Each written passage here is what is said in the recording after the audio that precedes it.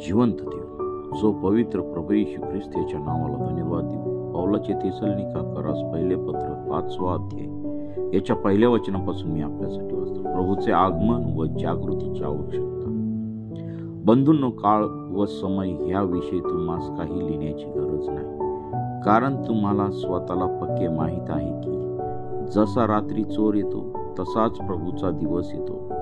शांती आहे, निर्भय आहे असे ते म्हणतात, तेव्हा गरोदर स्त्रीला ज्याप्रमाणे अकस्मात वेदना होतात त्याप्रमाणे त्यांचा अकस्मात नाश होतो आणि ते निभावणारच नाही।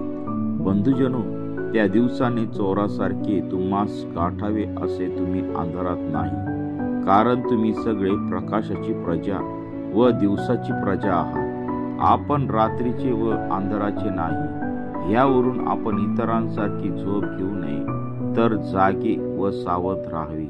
झोप घेणारे रात्री झोप घेतात आणि झिंगणारे रात्रीचे झिंगतात, परंतु जे आपण दिवसाचे आहोत त्या आपण सावध असावे।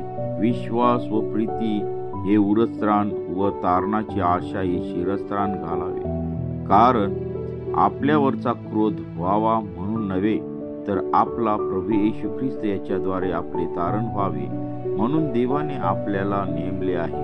प्रभू येशू ख्रिस्त आपणासाठी मरण पावला, यासाठी की आपण जागे असलो किंवा झोप घेत असलो तरी आपण त्याच्याबरोबर जिवंत असावे।